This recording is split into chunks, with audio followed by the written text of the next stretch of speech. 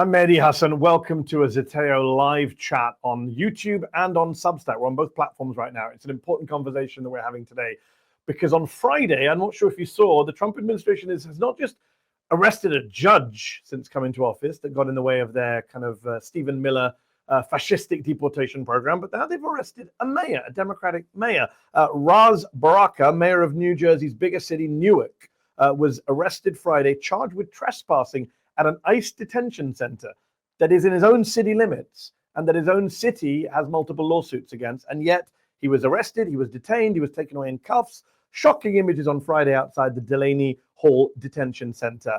And the DHS, the Department of Homeland Security, now threatening to also prosecute 3 members of Congress, Democrats, who were with him on Friday. I'm delighted to say that Mayor Baraka is with us now to take your questions, my questions, for a little while. Mr. Mayor, thank you for joining us. Thank you for having me. So just walk us through, just for people who weren't following, a lot of people have seen this news. What happened on Friday? What happened to you? What was going on in those images we saw?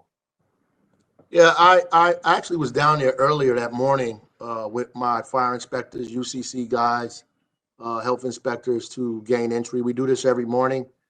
They don't let us in and we give them a citation. What we use, something that we use in court, to create a pattern. I was invited back down there at 1:30 to participate in a press conference that a Congress people from our district was going to hold after they were, in fact, got a chance to view or tour the site, because the Congress has oversight and have the ability to go into these places even unannounced. So they when I got there, they were already in the waiting area inside of the building, waiting for Homeland Security to come to give them the tour. Outside, it was in a parking lot. It was about 15 ICE agents standing out there as well.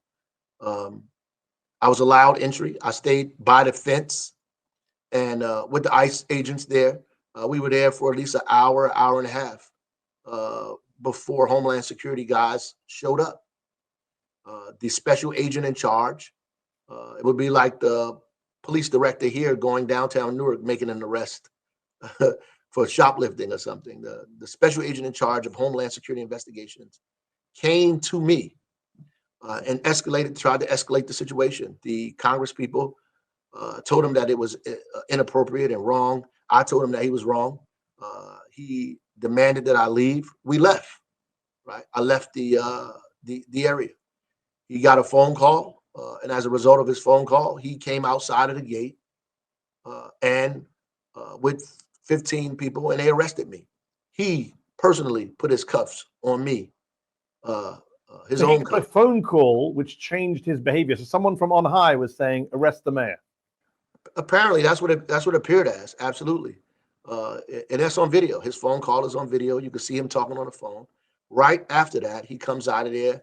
He follows the Congress people. They come right out of there and they arrest me. They when they walked me out the gate, the Congress people went back inside to proceed with their tour, and they followed them to go do the tour. But something happened that they didn't get a chance to do the tour. They turned around and focused his attention on me. And this idea that a bunch of people was arrested, that's just not true. It was only one person arrested, me. And you were charged with what? Federal trespassing. And you've never been arrested at that site before or charged with anything before at that site. You've been going there for a while. Yep, never. Alina Habba, the acting U.S. attorney for New Jersey, who is Donald Trump's personal lawyer. She failed him in many of his courtroom appearances. He made her acting U.S. attorney in New Jersey, so she would do his bidding, and she is. She wrote this on Twitter. Let's pull up the tweet. She said this on Twitter: "The mayor of Newark, Ras Baraka, committed trespass, ignored multiple warnings from Homeland Security investigations to remove himself from the ICE detention center in Newark, New Jersey this afternoon. He has willingly chosen to disregard the law that will not stand in this state. He's been taken into custody. No one is above the law." What's your response to her and those accusations? Liking this video? Then don't just watch. Hit like, share, and subscribe. And tap the bell so you never miss a video or live show. But if you want early access to exclusive content, then you have to head to Zeteo.com and subscribe now. You'll be supporting fearless, independent journalism. Well, she has no idea what she's talking about. I mean, she wasn't there, and I said that the first time. I don't know where she got this information from. I didn't willfully do anything. These people don't know what's going on. They didn't know what happened. I was wherever I was there lawfully. I was invited to every place I've been in. I didn't bust my way in, force my way in, push past people to get in. I was allowed entry. That's number one. Number two, when he came and tried to create chaos, I told him we were leaving. I said, I'm going to leave. The Congress people are coming. They're right here. I'm going to leave with them. I told him that. The reality is we left the gate. We left from inside of that. Where they arrested me at was not inside of their property. So all of that is like a fabrication. I was outside of their property when they arrested me, clearly. I've got to ask the question about the other members of Congress who are with you, because DHS, the Trump administration, is now threatening to also arrest the 3 New Jersey members of Congress, Rob Menendez, Bonnie Watson Coleman, and LaMonica McIver, who are with you. They have a right under federal law to inspect or do oversight of any ICE detention facility without any warning. That's the right they have as members of Congress. What kind of country are we living in where elected mayors, judges, and now members of Congress are all either being arrested or threatened with arrest? Yeah, this is kind of authoritarianism that we see happening. It's a very slippery slope that we allow these people to target individuals that disagree with them, that are trying to redress grievance. We have a court proceeding. The courts have to settle disputes, not ICE. They don't settle disputes. The courts do this. This is what the Constitution says. This is what democracy is about.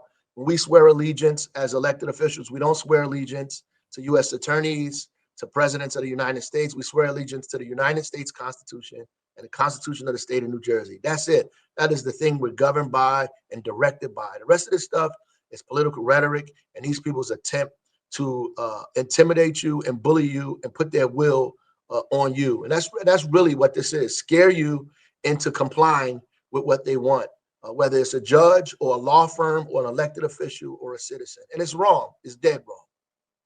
It is dead wrong, and it's only going to get worse, I suspect. I do want to encourage our viewers who are watching, subscribers, in the comments, in the chat, ask your questions. I'll put your questions to the mayor of Newark, who is with us today, and we appreciate him taking out time. It's been a crazy few days, I know, for you. The other members of Congress, the 2 women, Bonnie Watson Coleman and LaMonica McIver, are both saying that they were effectively assaulted. They were shoved, pushed, manhandled by ICE agents. We've seen the tape. Were you assaulted by the police? Because they're suggesting that you guys were doing the assault. Yeah, I mean, if you watch the tape, you could see I was completely calm. I was purposefully and deliberately being disciplined and calm in this situation. So I know that is a complete fabrication.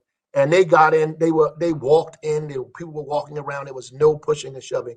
The only pushing and shoving was from ICE agents who were trying to remove them because they were surrounding me.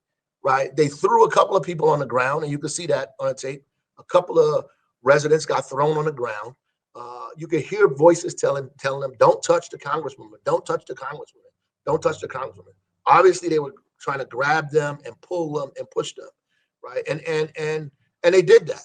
And if you see people bumping into each other, it's because they're being pushed. I know that because I actually was there, right? I don't need a body camera to tell me what happened. I saw it. Yeah. And we've seen the tape as well. It's insane. I got to ask this question. It's going to upset a lot of conservatives, but given it was ICE and HSI and the Trump administration, I have to ask: 3 members of Congress, 1 mayor, all Democrats, all people of color. Do you think that had anything to do with it? Well, yeah, I think, of course, it always does. I think this whole immigration policy has something to do with it. I mean, we're talking about Black and brown people. Nobody's talking about doing this to the thousands of immigrants that come here from Eastern Europe. I mean, they just flew a plane of white South Africans to the United States to give them, some kind of asylum, like they're in Venezuela or some, a country where there's war-torn and climate change. I mean, it's ridiculous what's happening. It's very obvious to me. And these people are complicit in what's going on. They're complicit in Trump's agenda, which to me, it is anti-us, and that's for sure. Eva asks on Substack, having experienced dictatorship myself, this is just the beginning. And unless people in power, like the mayor, like members of Congress, don't put their bodies for democracy, we individuals, the rest of us, are vulnerable to abuses. Never normalize abuses, never negotiate with a dictator, she says. 100%. I agree with that wholeheartedly. I mean, we have to sacrifice something because people before us sacrificed for us to have what we have today. It's just simple. Armin on Substack says, I didn't know the US president has so lots of O's, much power in a democracy, but he doesn't, right? That's the point. This is an abuse of power. Right. I mean, there's a separation of powers. I mean, on purpose. I mean, founders thought that was important to have a judicial branch of government, to have a legislative branch of government that creates laws, that checks power that becomes unchecked. And I think that's why Americans are not as urgent as they should be, because Donald Trump was elected and we believe that the system is going to work in our favor. The problem is that they're undermining that system and are challenging constitutional law and the Supreme Court, who is telling them to do things and saying things like, we're not sure if we have to listen to them, or we want to suspend habeas corpus if the courts don't do what they're supposed to do. That's not how it works. Because you don't get your way, you can't suspend the Constitution because you don't get your way. That's not how this works. Yeah, Stephen Miller has talked about suspending habeas corpus, which I believe has only happened 4 times in US history.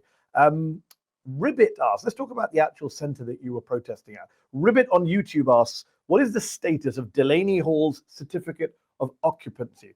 You and the city of Newark have filed multiple lawsuits, I believe, against this center. Explain what's the legal challenge, why you were there, and what were the citations, what are the lawsuits? What is that center, that ICE center, doing wrong in your view? Well, we have a dispute because they have a CO, certificate of occupancy, from 20 years ago, almost 20 years ago.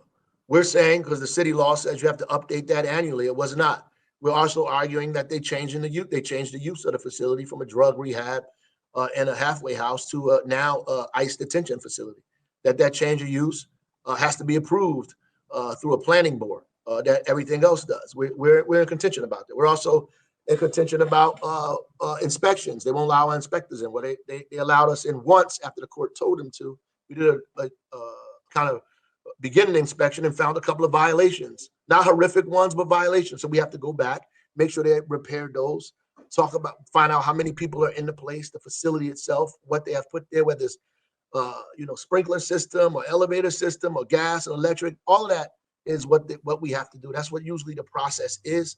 And we want them to apply for a new certificate of occupancy. They're saying that they don't have to do that. And that's their contention. They have a right to say whatever they want to say, but that's resolved in the court. And that's what we're doing. We're resolving it in the court. We're not saying, because you dispute this, we're going to come and close the place down. What we said is we're going to court and let a judge make this decision. But they went ahead and did what they wanted to do because, they're following a guy who disobeys the law anyway. Back in February, ICE awarded a 15-year, billion-dollar contract to the Geo Group Incorporated to run this detention center in Newark. Do you think immigration centers should be run as for-profit centers? Absolutely not. I don't think that any prison should be for profit anyway.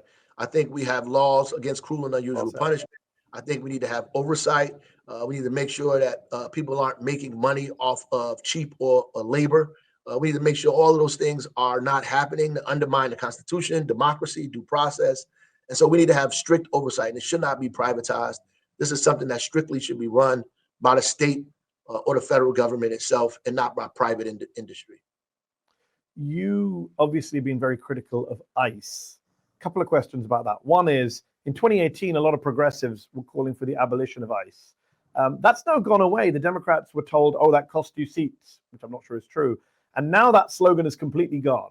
And yet ICE is worse than it's ever been, arresting judges, arresting mayors, assaulting people. They put a girl on the floor the other day in Massachusetts. They're raiding American citizens' houses. They expelled a 2-year-old American citizen child with her mother to Honduras. Isn't it time to abolish ICE? Shouldn't the next Democratic president, Democratic Congress say this agency is now just a lawless rogue agency? It's time to be got rid of. Well, I mean, that's what people said after George Floyd was killed. They said we should abolish the police. I didn't agree with that because our grandmothers in our community call for police when people get shot. They need the police presence. So we have to be careful about that. What happens is that these systems are weaponized by this ideology, and people that continue to push these things and the training that they have won't allow them to be able to de-escalate and do the things that they need to do. These people need to be under the control of citizens, of residents, right? There needs to be civilian control of police. There needs to be civilian control of these agencies, federal oversight of these agencies.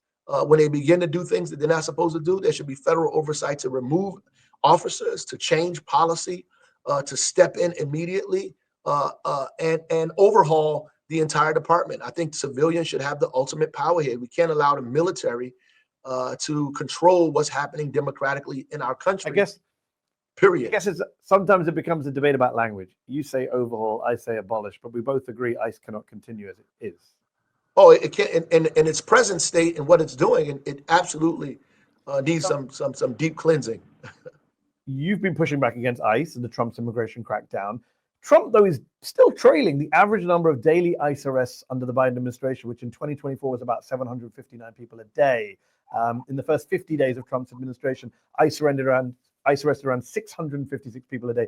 What do you say to critics, especially progressives on the left, who say Joe Biden and the Democrats and Barack Obama, who was famously nicknamed the deporter-in-chief by activists, they laid the groundwork for this Trump assault on migrants. It was Biden and Obama who didn't rein in ICE, as you just said, who did accept kind of Republican talking points about the need to secure the border. And that's how ICE got unleashed. That's how we ended up with for-profit detention facilities. What do you say as a Democratic mayor to that? Well, for-profit prisons existed before that, and we should have challenged it. You're absolutely correct. I think the reality here is that we allowed the Republican Party, as we still do, to control the conversation. And because they control the context and the parameters of the conversation, we argue in their context. And so a lot of times we are afraid to do the things or say the things that we need to say and do because we fear that we're going to reduce our popularity. We're going to lose our jobs. These things are not popular, but they're not popular because they're being explained and described through Republican lenses. And the Democrats need to be on the offense and really define for ourselves what we mean. We've allowed them to define DEI. We allowed them to define woke. We allowed them to define everything that is helpful and positive and progressive as something difficult and destructive to working families. And that's not the truth. We have to define these things and go on the offensive. And we just have not been on the offensive here. And that's what the problem is. Music to my ears, Mr. Mayor. I'll go on the offensive. Dora Lane from Substack says, other than going to protests and donating to organizations that help defend our rights, what can we do to help people in local and state government stand up to Trump? And a related question from Matthew Rosario watching on YouTube. As a world history teacher, I'm trying to teach my students to be more responsible citizens. What are some practical things I can advise or teach them to do? So 2 questions about, we get the problems. What can we do as citizens to stand up for democracy, support local government, elected officials? What's your advice? Well, one, you need to make sure you elect candidates that you know about. That you're not just electing candidates because the party itself says elect them. That we're afraid to take risks. That we have to take the risk. A lot of times we say, "Oh, these people can't win." Well, they're never going to be able to win if you don't vote for them, right? So at the end of the day, we have to change our behavior in that matter, and we have to engage in local politics, which is incredibly important. Local and statewide politics. We have to be engaged and involved in it. And I would tell young people that they should be engaged now, that they should be interning for folks, that they should be volunteering. The congresswoman that got arrested, Congresswoman MacGyver, was splashing out literature on campaigns when she was in the 5th grade. Right now, she's a congressman representing our representing our district, and got arrested in this ICE. Well, was threatening to be arrested in this ICE situation. So she had a long storied path to get to where she was, and was introduced to politics at a very, very young age. And so that's why it's important for us to get young people involved now in civic responsibility. Well said. Jules T on YouTube has a couple of good questions. One is, Jules says, where's it gone? I just had it open. What the people, these ICE agents, you see a lot of them in these videos, including with Mahmoud Khalil and Ms. Ozturk, who was just released from detention. They're wearing masks, he says. Who are they exactly? Which I think is ironic, given Republicans hate masks during pandemics. That's one question. And a related question from Jules T. He says, are the people being detained in Delaney Hall, are they people who are going to be deported to CECOT? Do we know what their status is, the people who are there right now? Yeah, see, and that's the point. They won't allow us to get any of that information. That's why the Congress people wanted to go in there. They want to know how many people in there. And I've just found out today that the place is not even 15% full. This idea they're going to be rounding up all these murderers and rapists and everything else is just not real. They are arresting people who are, in fact, waiting to become citizens that are going through the lawful process, right? And it's problematic, right? It's unconstitutional in my mind. But the reality is they're wearing these masks because they're saying they're under attack, but they're the ones doing the attacking, right? So Yes. it doesn't, play itself out, And they're passing laws saying students can't wear masks on campus while they wear masks to arrest students on campus. Oh, the irony. I've got to ask this question. Some of your right-wing critics are saying, and I'm sure some of your Democratic rivals for governor are thinking, Right. is this just a stunt by Ras Baraka to get lots of publicity and sympathy? What do you say to them? I wish it was, then I wouldn't have to go to court on May 15th for these charges, I went down there to be a part of a press conference. I had no idea this guy was going to do what he did, escalate that situation that way, and lock me up. I went with them because it was getting worse and worse while we were out there. And, at the end of the day, they fingerprinted me, took my mug shot, took me in the back room, asked me a few questions, did all of that thing. I went through the whole entire process. I do got to say the guys in there treated me well, though. The Homeland Security officers, the regular rank and file guys, they treated me with respect and dignity, and I appreciate that. But ultimately, it's still a humiliating process, right? And then people that know me know I would have done this anyway, right? They know, I've been down there for over a month. Yeah. Trying to get these people to follow the rules and the law. If I wanted to go in that place and get arrested, I had ample enough time. Could you have taken, someone asked earlier in the comments, I can't remember who, could you have taken police with you to protect yourself? How does it work between federal and local officials when there's a clash? Police were actually there. Police were there. Police were with me. But they didn't interfere in a federal arrest of the mayor. Right. One of the detail came with me to the lockup. They stayed in there. They wouldn't leave. I mean, they by God's grace, they allowed them to be in there without any scuffle. So, they were there the entire time to make sure that, that they was following the right due process and that, they wasn't doing anything, that they shouldn't do. Just before we wrap up, and thank you for your time, and appreciate all of you on YouTube and Substack for watching. Got one more question from the comments, but I should remind people, Mr. Mayor, you're running in the Democratic Gubernatorial primary, which is in June next month. You're up against 5 other Democrats, right? Because the current governor is term limited. 5 Democrats you're up against. There's 6 of you running. One of them is one of the worst Democrats in Congress, in my view, Josh Gottheimer. Question to you because you're seen as a progressive by a lot of people. Question on YouTube, let me pull it up, from Think Beyond, says, what are Ras's plans to bring his progressive accomplishments to similar but now statewide accomplishments as governor? You're seen as a progressive mayor of Newark. Are you running on a progressive platform to be governor? What are you running on? Yes, absolutely. Look, we got endorsements by 32BJ, Working Families, Make the Road, New Jersey Tenants Association, People's Organization for Progress. Most of an abundance of the kind of progressive organizations support me because they know I'm a progressive for real and not just playing one on TV. So the reality is we're running on trying to make sure we create more affordable housing, that we create a public option and reduce healthcare costs and reference-based pricing in the state. That we make childcare affordable by expanding earned income tax credits or creating child tax credits in New Jersey.